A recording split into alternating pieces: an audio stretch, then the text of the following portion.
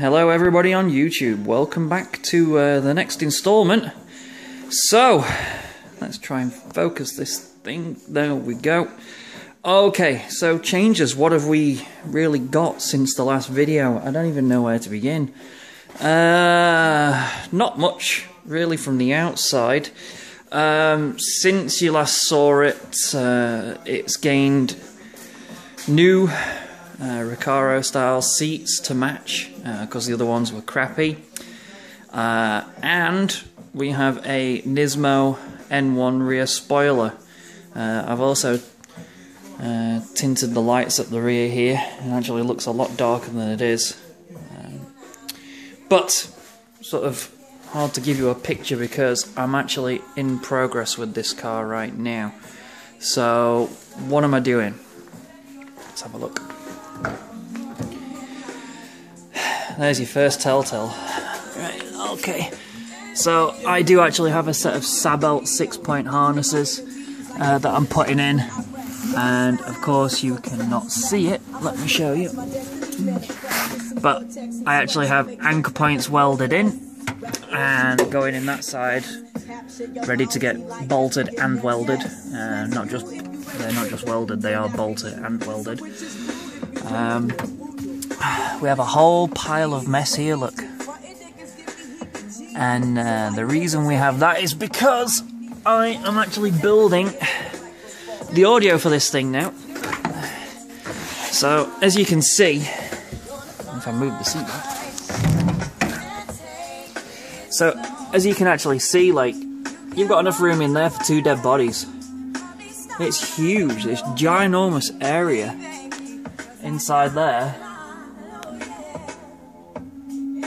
So I wanted to utilise it. I originally started building the system into the trunk hatch area at the rear, and it just took up so much space. Like, the way I wanted to do it with the fiberglass and everything, it was just like bye-bye to any kind of trunk space. And I do use the trunk in this, but I don't use that cubby. So I've ripped the Bose system out of there and ripped the cubby out and ran the wires in. So it's all roughed in, everything's ready to rock. I actually have a system built for that that incorporates the actual whole trim piece as well, and it looks really clean, really clean. So what else have I done? I guess we go to the head unit. So I got one of these things. If I turn the lights on, there we go. And I am so impressed. I've installed a few of these now, and just really impressed. The bang that you get for your buck is unreal.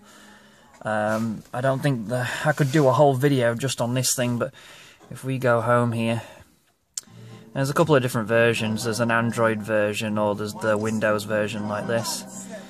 I went with the Windows version. Realistically, I should have gone with the Android version for the extra features I can do on it, I found out. But whatever. It's a great unit. The navigation on this isn't Google Maps, which is good, so it means it doesn't use your data whilst we're actually navigating. But there isn't a feature on it that you can't imagine. You know, reverse camera, Bluetooth, SD audio, media player, television if you broadcast it, you name it. Dedicated input-output, steering wheel control, just absolutely everything. Great units, and just cheap as chips. So, really, that's it for right now. Not that exciting stuff, really. Just a bit of audio, some seats, and a rear spoiler. I suppose I should show you this. One second, come round. You know, I did in a video recently. There you go. You see, now you can see with the lights on. Look, it is barely tinted, and that's in the daytime. I did a video recently, and in that video we talked about car audio and the importance. I'm going to turn that stereo down a bit. The importance of good wiring practice and what can happen. So we saw that VW Jetta that was burnt to a crisp, all because of bad wiring. So what we have here is this is the ground cable here, ready to go in. When I do grounds, this is really good practice. Find some nice metal, nice flush surface, and get some focus going on. There we go. So, always scuff your area. I've got a little scuffing wheel there, a wire wool wheel. Clean up the metal. And this is one of the best ways I've found of connecting your ground to the actual chassis of the car. There's no chance of it coming loose or detaching. It's as strong as you ever want to get, and it creates a really good bond between the ground and the car itself. Another top tip that I like to do is when you're running these harnesses, you know, every few feet tape them together with your remote and things like that. Run them in one shot and run them clean. Lift your carpets, and always leave enough length.